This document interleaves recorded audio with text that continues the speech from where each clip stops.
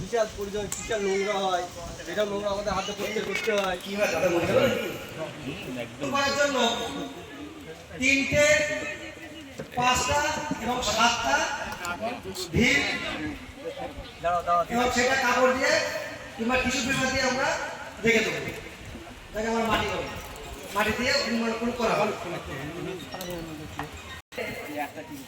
যেহেতু জীবন্ত ব্যক্তি মারা গেলে তার শরীরে যেমন জীবন্ত ব্যক্তি জীবন্ত অবস্থায় তার শরীরে যেমন ব্যথা অনুভব করে, মরে গেলেও মৃত ব্যক্তি ঠিক সেম তার শরীরে ব্যথা অনুভব করে। তাই মারা যাওয়ার পরেও তার ক্ষেত্রে ব্যবহারটা জীবন্ত অবস্থায় যেমন আমরা সুলভ রাখতাম, ঠিক তেমনই মৃত অবস্থায় সেই সুলভ ব্যবহার আমরা রাখব।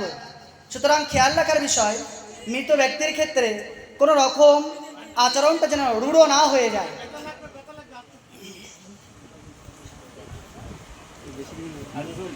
তার প্রথম করণীয় হলো তাকে অজু করানো।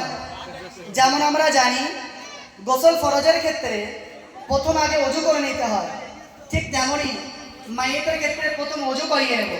কিন্তু মনে রাখার বিষয়, মাইয়েত মারা গেলে যেহেতু তার অঙ্গ প্রত্যঙ্গ ঢিলা হয়ে যায়, তাই তার শরীরের ভেতরে পেটের ভেতরে কিছু ময়লা থেকে যাওয়ার আশঙ্কা থাকে। তাই অজু করার পূর্বে আমরা মাইয়েতের পেটের ভেতরে ময়লা আছে কিনা সেটা দেখার জন্য প্রথমে একটু হালকা করে অল্প আমরা তুলে নেব।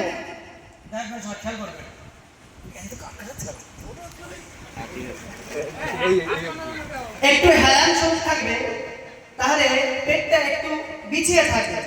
আর বুক থেকে নিয়ে নিচের দিকে আলতো করে আমরা চাপ দিয়ে নিচের দিকে নিয়ে যাব। কোনো রকম ময়লা থাকলে সেটা যেন আমরা নিচ থেকে বার হয়ে যায়। কয়েকবার করার পরে আমরা মায়েরকে আস্তে আস্তে তার জায়গায় শয়ন করে দেব। তারপরে আমরা যেহেতু ময়লা কিছুটা বার হওয়ার সম্ভাবনা আছে, তাই মায়ের যে ময়লাটা বার হবে সেটা 2 পা তুলে নিয়ে আমরা টিস্যু দিয়ে নোংরাটাকে মুছে নেব।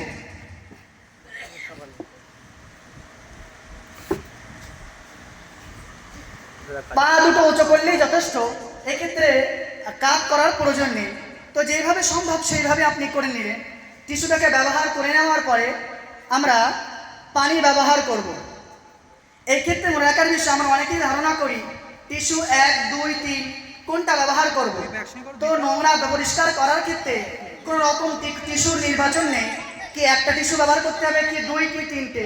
যেভাবে করলে নোংরা পরিষ্কার হয়ে যাবে সেইভাবে করব, আর সে কটাই টিস্যু ব্যবহার করব। নোংরা পরিচ্ছন্ন হয়ে গেলে আমরা পানি দিয়ে একবার সেই জায়গাটা ধুয়ে নেব। কারণ ওখানে কিছু নোংরা লেগে থাকলে সেই নোংরাটা আবার শরীরে লেগে যাবে। যেহেতু শরীরকে ধৌত করা হচ্ছে, শরীরকে পবিত্র করার উদ্দেশ্যে, নোংরা যদি পুনরায় লেগে যায় তাহলে শরীর পুনরায় অপবিত্র হয়ে যাবে। আস্তে আস্তে আমরা যেমন ছিল তার জায়গায় রেখে দেবো, মৃত্যুর মাইয়েতের জায়গায় রেখে দেবো। এরপরে অজুর পর্ব শুরু করব। আমরা জানি অজুর ক্ষেত্রে প্রথম আমরা 2 হাতের কবজি ধুতে হয়, কিন্তু মাইয়েতের ক্ষেত্রে প্রথম 2 হাতের কবজি ধৌত করব না, প্রথমেই মাইয়েতের মুখমণ্ডলটাকে ধৌত করব। জীবন্ত অবস্থায় পুরুষের যেমন চুলের গোড়া থেকে নিয়ে থুতনি নিচ পর্যন্ত, এক কানের লতি থেকে নিয়ে অপর কানের লতি পর্যন্ত জীবন্ত অবস্থায় যেমনভাবে ধৌত করা ফরজ, মৃত অবস্থায়ও সেইভাবেই ধৌত করা ফরজ। যেহেতু মাইয়েতের উপর ফরজ নাই, যে ধৌত করাবে তার উপরে ফরজ মাইয়েতকে সঠিকভাবে মুখমণ্ডলটাকে ধৌত করে দেওয়া। এই ক্ষেত্রে মনে রাখার বিষয়, ধৌত করার ক্ষেত্রে মুখে বা নাকে পানি চলে যাওয়ার সম্ভাবনা আছে। তাই মুখে বা নাকে, মুখে এবং গালে আমরা টিস্যু জাতীয় কোনো কিছু কাপড় লাগিয়ে দেব। মায়ের মুখমণ্ডল ধৌত হয়ে গেল, এইবারে আমরা হাত ধৌত করব। মায়ের যখনই মারা যায় তার ক্ষেত্রে মুস্তাহাব তরিকা হলো তার পরনে যে কাপড়টা পরিধান করে আছে সেই কাপড়টা খুলে দিয়ে একটা কাপড়, পরিপূর্ণ কাপড় তার উপরে বিছিয়ে দেওয়া। এটা আমাদের সর্বপ্রথম কাজ, কারণ আমরা যে লেবাস পরে আছি এটা আমাদের জন্য সুসজ্জিত, মসলা দেওয়া আছে, মাইয়েতের জন্য কোনো প্রকারের সুসজ্জিত ব্যবহার করা না জায়েজ। তাই মশলা দিয়েছে মাইয়েত যে পোশাক পরিধান করবে সেই পোশাক থেকে খুলে নিয়ে যে তার উপরে একটা কাপড়ও আমরা তার উপরে দিয়ে রাখবো। আর গোসল করানোর ক্ষেত্রে মনে রাখবো আমরা যতটুকু আমাদের সতর যেটা আছে পুরুষের জন্য নাভির নিচ থেকে নিয়ে হাঁটুর নিচ পর্যন্ত এই সতরটা জীবন্ত অবস্থায় যেমন সতর মরে গেলেও ঠিক তেমন সতর। সুতরাং যারা গোসল করাবে তারা কিন্তু ওই অতটুকু জায়গাটুকু তারা দর্শন দৃষ্টিপাত দেখবে না, তাদের জন্য দেখাটা হারাম। তাই তারা ভিতর থেকে হাত গলিয়ে যতটুকু সম্ভব পরিষ্কার করে ভিতর থেকে ভিতরে পানি দিয়ে দেবে, ওই কাপড়টা আর সরাবে না। যেহেতু আমাদের ওজুর ক্ষেত্রে মুখমণ্ডল ধৌত করা হয়ে গেছে, এবারে আমরা হাত ধৌত করব। যেমন জীবিত অবস্থায় ওজুর হুকুম, মৃত ক্ষেত্রে ঠিক সেমই হুকুম। আর আমরা জানি জীবন্ত অবস্থায় আমাদের হাতে ধৌত করা ফরজ হলো কোনোই সহ। মিলাল মারাফিক বলা হাদিস থেকে এসে, কোরআন থেকে এসে কোনো সহ বলা আছে। সুতরাং জীবন্ত অবস্থায় যেমন হুকুম মৃত ক্ষেত্রে ঠিক তেমনই হুকুম। সুতরাং খেয়াল রাখার বিষয়, কোনোইকে ধৌত করার ক্ষেত্রে আমরা যেহেতু প্রথমে হাত কবজি পর্যন্ত ধৌত করা হয়নি, তাই হাত ধৌত করার ক্ষেত্রে আঙুলগুলোকেও খেয়াল করে দেব। পুরুষের জীবন্ত অবস্থায় যে হুকুম মৃত অবস্থায় একই হুকুম, এই কথাটা প্রথমে হেডিংয়ে মুখস্থ করে নেবেন, তাহলে আপনার মৃত ব্যক্তির ক্ষেত্রে সব সমকক্ষ বুঝে আসবে। আমরা জানি জীবন্ত অবস্থায় হাতের গুলো খেয়াল না, মায়েদের ক্ষেত্রেও হাতগুলোকে খেয়াল করে দেওয়াটাও সুন্নাহ করে দেওয়া। আর আমরা জানি মাথা মাসার ক্ষেত্রে 4 ভাগের 1 ভাগ মাথা মশা করা ফরজ, আর পুরুষ পুরো গোটা মাথা মশা করা হলো সুন্নাহ। সুতরাং খেয়াল রাখবো 4 ভাগের 1 ভাগ তো মশা করতেই হবে। উপরন্তু পুরোপুরি মাথা মশা করলে মশাই দিয়েছে যদি কোনো ব্যক্তি পুরোপুরি পরিপূর্ণ মাথা মশা করে, মাথার যে দুশ্চিন্তা থাকে, কোনো রকম কুচিন্তা ভাবনা ওই মাথা মশার ওসিলায় মহান রব্বুল আলামিন দুর্ভিন্ন করে দেয়। তাই মায়েদের ক্ষেত্রে আমরা পুরোপুরি পরিপূর্ণ মাথা মশা করে দেব। মাথা সমাপ্ত হয়ে গেল, এবার আমরা পা জোড়াও ধৌত করে নেব। পায়ের ক্ষেত্রে আমরা জানি পায়ের গাঁট সহ ধৌত করা, ঠিক তেমনই বা হাতের যেমন হাতের ক্ষেত্রে হস্ত যুগলের ক্ষেত্রে আমাদের হাতের আঙুলগুলোকে খেয়াল করা, পায়ের ক্ষেত্রেও পায়ের আঙুলগুলোকেও খেয়াল করা সুন্নাহ। আর আমরা জানি যখন ওযু করা হয়, ওযুর ক্ষেত্রে প্রথম সব ক্ষেত্রে ডান তায়াম্মুম, প্রত্যেক জিনিসের ক্ষেত্রে রাসূল বলেছে প্রত্যেক ভালো কাজের ক্ষেত্রে তায়াম্মুম ডান দিক, আর প্রত্যেক অশুভ কাজ থেকে তায়াসসুম বাম দিক। তাই বাথরুমে যাওয়া হয় বাম পা প্রথমে, আর বার করার ক্ষেত্রে ডান পা, আর মসজিদে প্রবেশের ক্ষেত্রে প্রথমে ডান পা, বার হওয়ার ক্ষেত্রে বাম পা। এই মসজিদ আর বাথরুমটা খেয়াল রাখবেন, বাথরুমে প্রথমে বাম পা আর বার হওয়ার ক্ষেত্রে ডান পা, আর মসজিদে ওঠার ক্ষেত্রে প্রথমে ডান পা, বার হওয়ার ক্ষেত্রে বাম পা। কেন যেখানে উঠছি মসজিদটা ভালো জায়গা তাই ডান পা, যখন বার হবো তখন দুনিয়ায় বাম পা। আর বাথরুমটা আমাদের প্রয়োজন জায়গাটা শোভনীয় না, তাই আগে বাম পা, পার হবো ওখান থেকে শোভনীয় জায়গা থেকে অশোভনীয় জায়গা থেকে শোভনীয় জায়গায় আসে, তাই পার হওয়ার ক্ষেত্রে ডান পা। যাই হোক, আমাদের ক্ষেত্রে ডান পা করে নিয়ে আমরা বাম পাটাও করা হয়ে গেছে। আমরা সবকিছু করার পরে এইবার আমরা আরেকবার মায়েরকে উঠিয়ে নিয়ে আরেকবার পেটটাকে লেহন করে নেব। যদি কোনো নাজাসাত থেকে থাকে সেই নাজাসাতটা যেন ভালোভাবে বার হয়ে যায়। এই ক্ষেত্রে স্মরণীয়, ওযু করার পরে আবার যেহেতু আমরা পেটকে লেহন করছি নাজাসাতকে বার করার জন্য, যদি কোনো নাজাসাত বার হয়ে যায়, মনে রাখার বিষয় দুনিয়াবি ক্ষেত্রে জীবিত ব্যক্তি ওযু করার পরে যদি খুরুজেরই হয়ে যায়, হাওয়া বার হয়ে যায়, রক্ত বার হয়, তাহলে তার ওযু ভেঙে যায়। মায়েদের ক্ষেত্রে খুরুজে নাজাসা ওযু ভঙ্গের কারণ নয়, তথা মায়েদের ক্ষেত্রে ওযু করানোর পরে যদি পেশাব পায়খানা বার হয়ে যায় তাহলে তার ওযু ভঙ্গ হবে না। প্রথম ওযুটাই তার জন্য বহাল হয়ে যাবে, দ্বিতীয়বার ওযু করার কোনো প্রয়োজন নেই। এটা থেকে ছোট্ট একটা কথা স্মরণ করে দিই। হাদিস পাকে এসেছে যে আম্বিয়া আলাইহিস সালাতু ওয়াস সালাম যখন মৃত্যুবরণ করে কবরে গিয়েও তারা নামাজ পড়ে। প্রশ্ন ওখানে করেছে নামাজ পড়লে ওরা ওযু কোথায় করে? আমার প্রশ্ন শুনেছেন, চমৎকার উত্তর এক বাক্যে।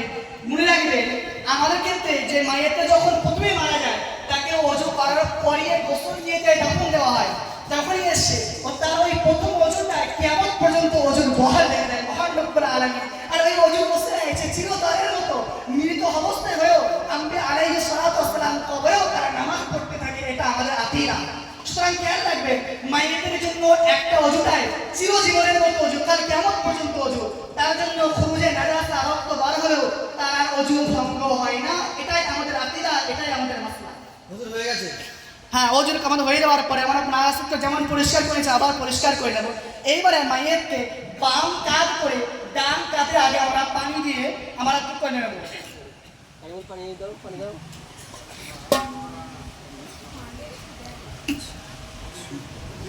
বাম কাঁধ করিয়ে ডান কাঁধ থেকে আমরা ভালো করে সাবান দিয়ে যেমন দেওয়া দরকার ঠিক তবে আলতো করে আস্তে করে ঠিক তেমন সাবান মাখিয়ে আমরা তাকে ভালো করে ধৌত করে নেব।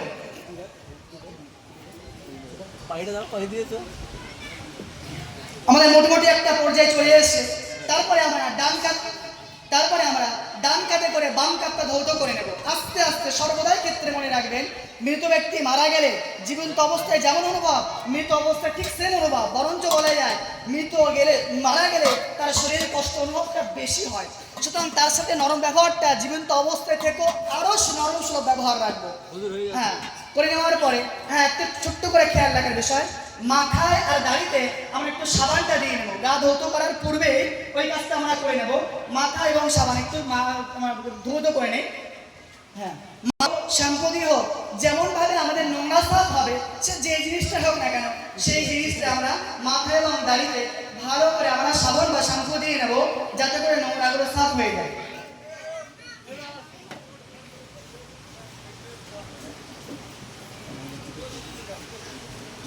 আস্তে আস্তে সর্বদাই খেয়াল রাখার বিষয়, মায়েদের ক্ষেত্রে ব্যবহারটা খুবই নরম সুলভ রাখতে হবে।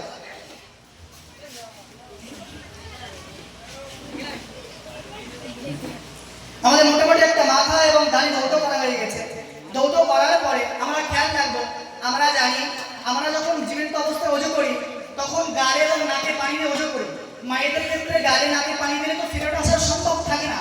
তাই মনে রাখবে, মায়েদের তুলাটা বার করে নিয়ে একটা কাপড় জাতীয় কোনো জিনিস দ্বারা মায়েদের দাঁত এবং দাঁতের উপরে বসত এবং ঠোঁটের নিচের মাংসটা আস্তে আস্তে করে আমরা সেগুলো পরিষ্কার করে নেব। আস্তে করে প্রথম দাঁতটাকে ভালো করে পরিষ্কার করব, তারপর দাঁতের উপরের মাংসটা, তারপরে ঠোঁটের নিচের মাংসটা, ঠোঁটের যে মাংস আছে ঠোঁটের মাংসগুলো আস্তে আস্তে আমরা পরিষ্কার করে নেব। মুখমণ্ডল পরিষ্কার হয়ে যাওয়ার পরে আমরা নাক থেকে পরিষ্কার করব। যেমন আমরা নাক পরিষ্কার করি, প্রথম নাকটাকে ভালো করে তুলা নিয়ে কাপড় জাতীয় কোনো জিনিস নিয়ে নাক এবং মুখমণ্ডলটাকে ভালো করে পরিষ্কার করে নেব। হ্যাঁ, এক্ষেত্রে স্মরণীয়, চোখের কোনায় যদি কোনো নোংরা থাকে সেটাকেও আমরা নোংরাটাকে সাফ করে নেব। তাহলে আমাদের প্রথমে কাজ, আমাদের নোংরা বার করে নিয়ে তারপরে মাইয়েতকে ওযু করালাম। ওযু করানোর পরে তারপরে মাইয়েতের মাথা এবং দাড়িতে বিভিন্ন রকম সাবান এবং শ্যাম্পু জাতীয় কোনো জিনিস দ্বারা পরিষ্কার করে নেব। তারপরে দাঁত এবং দাঁতের উপরের অংশ এবং ঠোঁটের নিচের মাংসটা আস্তে করে পরিষ্কার করে নিয়ে নাকের ভিতরটাও পরিষ্কার করে নেব। করে নেওয়ার পরে বাম কাঁধ করে ডান কাঁধ পরিষ্কার করব, ডান কাঁধ করে বাম কাঁধ থেকে পরিষ্কার করে নেব। পরিষ্কার করার পরে মনে রাখবেন, মায়েদের গোসল এখন হয়ে গেছে। এবার আমরা জানি যে যেমন মায়ের যারা যেমন হয়, কেউ যদি মনে করে একটু আতর ছড়িয়ে দেওয়া বা একটু ছড়িয়ে দেওয়া, গোলাপ পানি ছড়িয়ে দেওয়া, এই সমস্ত জিনিস, সেই সমস্ত জিনিস একটু উপরে ভালো করে দুই একবার আমরা ভালো করে ছড়িয়ে দেবো, যাতে করে মায়েদের ক্ষেত্রে কোনো রকম যেন দুর্গন্ধ বাইরে প্রকাশ না পায়। এই ক্ষেত্রে ছোট্ট করে স্মরণের বিষয় হলো, মায়েদের ক্ষেত্রে গোসল করানোর ক্ষেত্রে যদি কোনো প্রকার মায়েদের দোষণীয় উল্লেখ হয়ে যায়, দোষণীয় মানুষের সাথে প্রকাশ পেয়ে যায়, তো গোসল দাতার জন্য ফরজ হলো মায়েদের সেই দোষটাকে লুকিয়ে রেখে মানুষের কাছে ভালো গুণটা প্রকাশ করা, যে মায়ের লোকটা খুবই ভালো ছিল। মনে রাখবেন, আপনার এই ভালো গুণ প্রকাশ করার জন্য আপনি যখন মারা যাবেন, আপনার ক্ষেত্রে কোনো অসুবিধা হলেও আপনার ক্ষেত্রে মহান রব্বুল আলামিন এমন কাউকে ব্যবস্থা করে দেবেন, সে আপনার জন্য ভালো কমেন্ট রেখে দেবে। সর্বোপরি যেটা বলা উদ্দেশ্য, মহান রব্বুল আলামিন কাল কিয়ামতের মাঠের ময়দানে হাদিস পাকে এসেছে, মান সাতরা মুসলিমান সাতরাহুল্লাহু ইয়াওমাল কিয়ামা, যে ব্যক্তি দুনিয়া কেউ কাউকে দোষ গোপন রাখলো, কাল কিয়ামতের মাঠের ময়দানে মহান রব্বুল আলামিন তার সমস্ত দোষগুলোকে আপন রহমতের আগলে রেখে দোষগুলোকে গোপন করে জান্নাতে পাঠিয়ে দিল। সুবহানাল্লাহ। মনে রাখার বিষয়, সব থেকে কঠিন পরীক্ষার জন্য মায়েরকে যারা গোসল দেয়, মায়ের যে দোষণীয় হয়, সেই দোষণীয় আপন স্ত্রী, সন্তান, পিতা মাতাকেও বলবো না। মনে রাখবেন, আপনার ওই দোষণীয় না উল্লেখ করাটা কালকে আমাদের মাঠের ময়দানে আপনার জান্নাতে যাওয়ার জন্য জারিয়া হয়ে যাবে। খেয়াল রাখবে, এটা স্মরণীয় বিষয়। ক্ষেত্রে হ্যাঁ, মায়েদের ক্ষেত্রে একটা স্মরণীয় বিষয়, মায়েদের গোসল দেওয়ার পরে আমাদের নখের ভিতরে কিছু ময়লা থাকতে পারে। আর আমরা জানি প্রত্যেক জুমার দিনে, সপ্তাহে জুমার দিনে নখ কেটে নেওয়াটা মুস্তাহাব। আর মায়ের মারা গেলে তার নখ চুল বড় থাকলেও তার ক্ষেত্রে নখ চুল কিছুই কাটা যাবে না, যেমন আছে সেইভাবেই তাকে গোসল দেওয়া হবে। এইবার আমরা যে নখ যদি বড় থাকে, নখের ভিতরে বিভিন্ন ময়লা জাতীয় জিনিস প্রবেশ থাকে, নখ ঢুকে থাকে, তাই আমরা বিভিন্ন কাঠি জাতীয় জিনিস দিয়ে ওই নখের আঙুল আর নখের ময়লাগুলো আমরা পরিষ্কার করে নেব। যে হাতের 10টা আঙুল, পায়ের 10টা আঙুল পরিষ্কার করে নেব। করে নেওয়ার পরে আমরা একটা কাঠি দিয়ে দাঁতের ভিতরে পান জাতীয় কিছু জিনিস খেলে দাঁতের কিছু নোংরা লেগে থাকে সেটাকে আমরা পরিষ্কার করে নেব। তাহলে মোটামুটি একটা আমরা করে নিয়েছি। এটা আমরা কি করি, 21টা কাটি নিই। হুজুর আমরা 21টা কাটি নিই। এই ক্ষেত্রে আমরা একটা সরল কথা বললো যে 21টা কাঠি নেওয়া। আমি আগেই টিস্যু পেপারের ক্ষেত্রে বলে দিয়েছি যে টিস্যু কটা ব্যবহার করবো, 3, 5, 7 এইরকম বিষয় নয়। পরিষ্কার করার ক্ষেত্রে যেমন লাগা দরকার তেমনটাই ব্যবহার করবো। হ্যাঁ, বিজোড় সংখ্যা ব্যবহার করলে কি হাদিসের সে তিরমিজি হাদিস, আল্লাহু বিদরুন ওয়া ইউহিব্বুল বিদরা, আল্লাহ যে বেজোড় আর আপনি যদি বেজোড় কাজ করেন, আল্লাহ যে বেজোড়, আপনি যদি বেজোড় কাজ করেন তাহলে আল্লাহ বেজোড়, আপনার কাজটাও বেজোড়, তা আপনার কাজের প্রতি আল্লাহ খুশি হয়ে আপনাকে জান্নাত দিতে পারে। তাই মনে রাখবেন, সমস্ত কাজ আমরা যা কিছু করব একটু বেজোড় সংখ্যায় করব, এই চিন্তায় যে আল্লাহ বেজোড়। তাই বলা হয় আল্লাহু বিদরুন, আল্লাহ হলো বেজোড় ওয়া ইউহিব্বুল বিদরা, আপনি বেজোড় সংখ্যাকে পছন্দ করেন। তাই আমার 21টা কাঠি যেটা বলছে সেটা আসলে শরীয়তের কোনো বিষয় না, ওটা আমাদের আমারই বিবেকের বিষয়, মানে নিজেকে আর সবের মধ্যে প্রবেশ করে নেওয়ার বিষয়। ওটা কোনো শরীয়তের কোনো বিষয় নাই যে 21টা কাঠি ব্যবহার করতে হবে। কাঠি আস্তে আস্তে আস্তে আমরা সেটা পরিষ্কার করে নেব। মোটামুটি একটা আমাদের পরিষ্কার আকারে হয়ে গিয়েছে। শেষের যে করণীয় যেটা বলছিলাম, আতর বা কোনো জিনিস আমার গোলাপ পানি দিয়ে আমার মায়ের উপরে পুরো সবে আমরা গোলাপ পানি দিয়ে পুরো মায়ের ভালো করে 2 থেকে 3 বার করে দিলাম, যাতে করে মায়ের কোনো রকম দুর্গন্ধ যে বাইরে মায়ের জীবিত হয়ে যাচ্ছে কিন্তু কাপড় দিয়ে আমরা মায়ের মুছে নেব। মায়ের শরীরে কাপড় দেন, শুকনো কাপড়।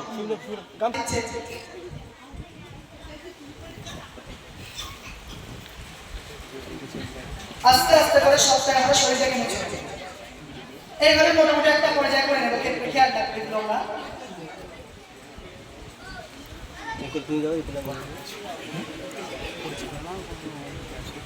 তারপরে মুছে নেওয়ার পরে মায়ের আমরা যে সেজদাগুলো আর আমরা যে হাদিস পাকে আসছে 7টি জিনিস দ্বারা সেজদা দেওয়া হয়, সেটা কি প্রথম নম্বর আসে আমাদের মুখমণ্ডল, কপাল আর নাক যেটা আসে। দ্বিতীয় নম্বর ক্ষেত্রে সেজদার ক্ষেত্রে যেটা বলা হয়, তারপরে হলো হাতের তালু, তারপরে হলো দুই হাতের দুই হাত, তারপরে 7টা অঙ্গে আমরা ভালো করে দিয়ে দেবো। 2 পা, 2 হাত, 4, 2 হাত, 6 আমার মুখমণ্ডল, এই 7। মুখমণ্ডলের সাথে কপাল থাকবে, নাক থাকবে। হাতের ক্ষেত্রে হাতটা আমরা করার পরে এই গাঁট, হাতের যে গাঁট আছে এই গাঁটে আমরা একটু দিয়ে নেব। তারপরে পায়ের হাঁটু দেওয়ার ক্ষেত্রে পায়ের গাঁটটা একটু খেয়াল রাখবে, একটু কপড় দিয়ে নেব আমরা।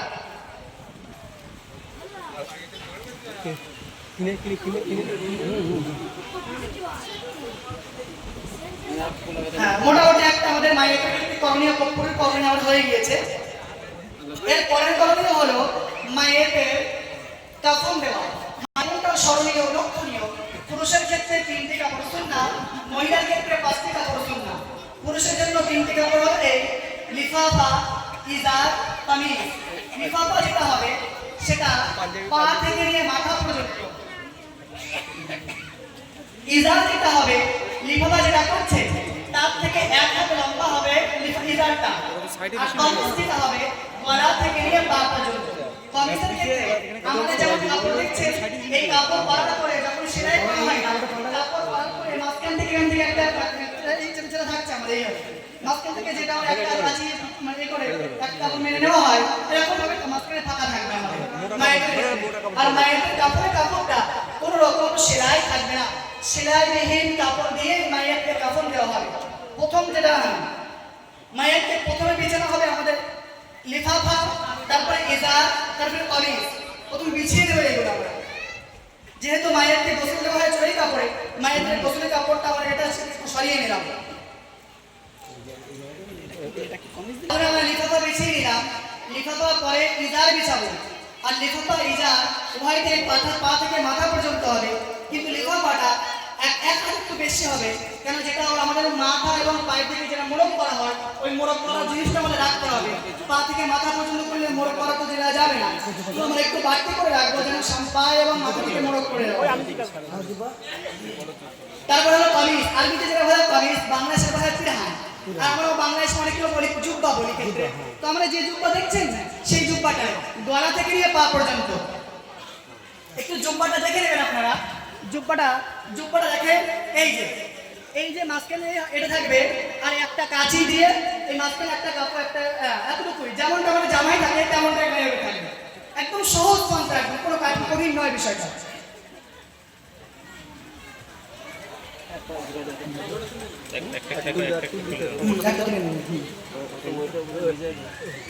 ভুলে গেছে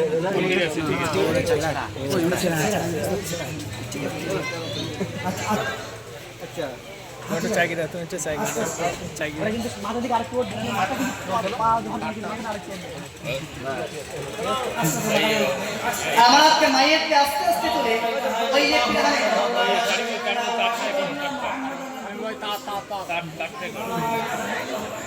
মায়ের যে পিরাহারের যে গলার যে পাশটা ছিল, যে গলার যে জায়গাটা ছিল ওইখানে রাখবো। আস্তে আস্তে করে একটা পাট পিরাহারের একটা পাট আমরা ওই সাইডে রেখেছিলাম, সে আস্তে আস্তে করে ওই পাটটা নিচের দিকে নিয়ে আসবে। অটোমেটিক হবে নিচে একটা পাট থাকছিল, উপরে পাট টানলে ওপর নিচে দুটোই সমান হয়ে যাবে। আর এটা অনেকটাই জামার মতো হয়েই গিয়েছে, একদম চুরি এতটুকু একদম সেম যেমন জামা, ঠিক তেমনই জামার কলি থাকে ওখানে কলি থাকবে না, এতটুকুই পার্থক্য। আর সেলাইবিহীন কাপড় হবে, এই দুটো একসঙ্গে সমান করতে হবে। হ্যাঁ প্যান্টটার ভিতর সময় রাখতে হবে, সমান দেখে মাঝ বরাবর কেটে নেবো আমরা।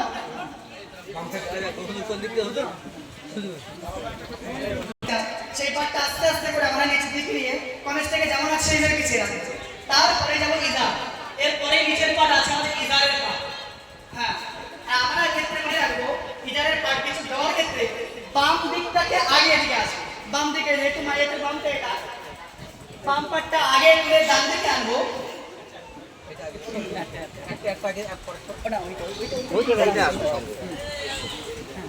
বাম দিকটা তুলে ডান দিকে আনবো, তারপরে ডান দিকটা তুলে বাম দিকে নিয়ে যাবো।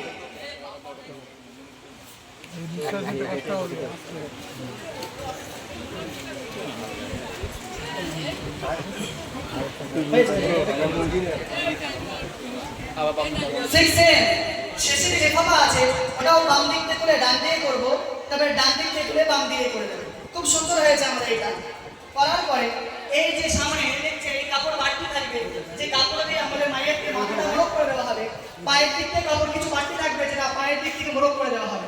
এই ক্ষেত্রে সহজে মনে রাখবেন ক্ষেত্রে এই কাজ করার পরে মায়ের ক্ষেত্রে যে হাদিস পাকে এসছে যে মায়ের ক্ষেত্রে খুব ছেড়ে মায়ের গোসল কাপড়টা তাড়াতাড়ি করতে হবে। মায়ের কাপড় হয়ে যাওয়ার পরপরই আমাদের শ্বাস ব্যবস্থা হয়ে গেলে জানাজার ব্যবস্থা করে নেব। জানাজা পড়ার পরে মায়ের নিয়ে যাওয়ার পদ্ধতি হলো মায়ের মাথা আগে থাকবে, পা তার নিচে থাকবে এবং মাথার সামনের দিকে থাকবে। আর মায়ের পিছনে যারা যাবে সবাই মায়ের পিছনে থাকবে। বিনা কারণে মায়ের আগে আগে যাওয়াটা মাকরুহ, কোনো কারণবশত যদি থাকে সেটা ভিন্ন বিষয়, কারণ ছাড়া মায়ের আগে আগে যাওয়াটা মাকরুহ। আর মায়ের পিছনে যখন যাব আমাদের একটা প্রথা আছে, সবাই আমরা বলি লা ইলাহা ইল্লাল্লাহ পড়তে বা আমরা আশহাদু আল্লা ইলাহা ইল্লাল্লাহ পড়ি। মায়ের পিছন যাওয়ার ক্ষেত্রে হাদিস পাকে এসেছে আজ থেকেও তো বেশি তোমরা বেশি চুপ থাকো, হাদিস পাকে এসেছে। কারণ মায়েদের জন্য এখন কোনো সওয়াব নেই, মায়েরকে আপনি সওয়াব পৌঁছাতে গেলে মায়েরকে দাফনের পরে করবে। এখন আপনি ভাবে যে মায়েরকে নিয়ে যাচ্ছে ওই মায়েরটা একদিন আপনি, সুতরাং মায়েরকে যখন নিয়ে যাবে হাদিস পাকে দিয়েছে রাসূল বলছেন মায়ের পিছনে যাওয়ার ক্ষেত্রে অধিক চুপ থাকবে। তার মানে মাথায় দিয়েছে মায়ের পিছনে যাওয়ার ক্ষেত্রে যদি লা ইলাহা ইল্লাল্লাহ পড়তে যাওয়া হয় মাথায় বসে হুজুর স্বয়ং নিজে কলমে কাফন দাফনের মাথায় লিখছেন সে ব্যক্তি মাকরুহ কাজ করলো। কথা আরেকবার শেষ করব, মায়ের পিছনে যাওয়ার ক্ষেত্রে দরুদ শরীফ দোয়া কালাম পড়াটা হলো মাকরুহ বিষয়। ওই ক্ষেত্রে আমরা চুপ থাকবো। যদি দোয়া কালাম পড়তেই হয় লিসান আর নয় কলবান হবে, অন্তরে হবে, জবানে হেলাবেন না। হ্যাঁ মনে রাখবেন মায়ের যখন আমরা দাফনের কবরস্থানে নিয়ে যাবো কবরস্থানে নিয়ে গিয়ে কবরের পশ্চিম পাশে রাখবো। আর নামানোর ক্ষেত্রে ওই পশ্চিম দিক থেকে নামিয়ে দেবো। নামিয়ে দেওয়ার পরে আমাদের মায়ের যে আমাদের এরা থাকবে মাটি দেওয়ার কাজটা সব খেয়াল রাখার বিষয়। মাটি দেওয়ার ক্ষেত্রে আমরা অনেকে কি এটা করি যে মাটিটা আমরা দূরবর্তী থাকি কারো হাতে হাতে পৌঁছে দেয়। মনে রাখবেন মাটি দেওয়ার ক্ষেত্রে মায়েদের মাথার দিক থেকে আজরা ভরে, মায়েদের মাথার দিক থেকে আজরা ভরে মাটি নিয়ে মাথার দিকে দেওয়াটা হলো সুন্নাহ তরিকা। এটা আমার কথা নয়, এটা যদি আপনি বশির হুজুরকে বিশ্বাস করে, বশির হুজুর সহজে নিজ কিতাবে এই কথাই লিখে দিয়েছেন, মাথার দিক থেকে 2 হাত করে মাটি নিয়ে মাথার মানে যেখানে পারেন সেখানে দিয়ে দেওয়া হলো সুন্নাহ তরিকা। পরিস্থিতি না হলে পায়ের দিক থেকে মুখের দিক থেকে যেভাবে পারেন সেইভাবে নেবেন বটে, কিন্তু আসল যেটা আজলা ভরে নিয়ে আজলা ভরে দেবে। পরিস্থিতি যদি এখানেও অসম্ভব হয়, অনেক লোক আছে, তাহলে 3টা মাটি করবেন। একটা মাটিতে আপনি প্রথমবারে বলবেন মিনহা খলাকনাকুম, দ্বিতীয়বার তখন দেবেন তখন বলবেন আফিহা নুঈদুকুম, তৃতীয়বারে বলবেন ওয়া মিনহা নুখরিজুকুম তারাতান উখরা। আমাদের ভুল যেটা হয় আমরা সব একসাথে বলি দিয়ে তারপরে একটা মাটি না, বিষয়টা ভুল। এই আয়াতের মধ্যে 3টে মাটি দেওয়া হয়ে যাবে। প্রথম মাটিতে বলবো মিনহা খলাকনাকুম, দ্বিতীয় মাটিতে বলবো আফিহা নুঈদুকুম, তৃতীয় মাটিতে বলবো ওয়া মিনহা নুখরিজুকুম তারাতান উখরা। এটা স্মরণীয়, সবটাই বলে একটা মাটি দেওয়াটা এটা ভুল কথা। যাই হোক, মাটি দেওয়ার কাজ শেষ হয়ে গেলে মায়েদের যে মাটি দেওয়ার ক্ষেত্রে যখন আমরা লাশ রাখবো, মনে রাখার বিষয় পুরুষ হলে খুব একটা এগো দরকার নেই, কিন্তু মহিলা হলে কবরের উপরে একটা কাপড় রাখবো যাতে করে মহিলার জীবিত অবস্থায় মহিলা যেমন পর্দা ফরজ, মরে গেলেও মহিলার জন্য পর্দা ফরজ। আমি একটু আগে বলেছিলাম মরে গেলে যেমন মুখমণ্ডল ধৌত করাটাও ফরজ, গোসলটাও ফরজ, কিন্তু মরে গেলে সে জীবিত করতে পারে না, যিনি গোসল দিচ্ছেন তারাও উপরে ফরজ। ঠিক তেমন যারা কবরে দাফন দিচ্ছে তাদেরই ফরজ যে মহিলা মাইয়েত হলে তার উপরে একটা কবরের উপরে কাপড় রেখে দেওয়া হবে যাতে করে পরপুরুষের দৃষ্টি তার প্রতি না পড়ে। আমার কথা বুঝছেন? তারপরে কাজ শেষ হয়ে গেলে মাটিতে আমার দাফনের কাজ করলাম, তারপরে ক্ষেত্রে যখন মাটিতে আমার কবরে রাখার পরে বাঁশ যেটা দেওয়া হয়, বাঁশটা আড়াআড়ি হবে। পুরুষের ক্ষেত্রে বাঁশটা সাজানো হবে মাথার দিক থেকে, আর পুরুষের ক্ষেত্রে পায়ের দিক থেকে, আর মহিলার ক্ষেত্রে বাঁশটা সাজানো হবে মাথার দিক থেকে। আমার কথা বুঝছেন? পুরুষের ক্ষেত্রে পায়ের দিক থেকে, আর মহিলার বাঁশ সাজানো হবে মাথার দিক থেকে। বাঁশ সাজানোর পরে আমরা যেটা কবরের উপরে যে মাটির একটা ঢিবি করি না, এটা আমরা অনেকের ক্ষেত্রে দেখেছি, মাটির ঢিবিটা হবে নিশ্চু জিরাআইন, জিরা মানে 1 হাত আর নিস মানে অর্ধেক, তাতে একবার সেটা সরাংশ বলা যায় 1 বিঘা। একবার ওই মাটি যেটা উঁচু করা হয় না, মাঝখানে ওইটা যেন 1 বিঘা উঁচু হবে। 1 বিঘা একটু বেশি করে করতে নেই, কিন্তু 1 হাত থেকে যেন বেশি না হয়ে যায়। আমার কথা কি বুঝছেন? 1 বিঘা মোটামুটি একটা করে নেবো। তারপরে ক্ষেত্রে আমরা যেমন কার্য করি, কার্য করার পরে সর্বসানি যেমন করা হয় সেই ব্যাপারে ব্যবহার করে কবর ছেড়ে দেওয়ার ক্ষেত্রে। যাই হোক, আমার স্মরণীয় বিষয় হলো আমাদের ক্ষেত্রে যে ত্রুটিগুলো পরিবর্তিত হতো এখন থেকে যেন সেই খেয়াল রেখে আমরা সংসদের রাস্তায় আসবো। মহান রব্বুল আলামিন সকলকে সঠিক পথে দিশা দেন, সেই দিকে আমরা খেয়াল রাখবো। সকলে দোয়া করি আমিন। ওয়া আখিরু দাওয়ানা। নারায়ে তাকবীর।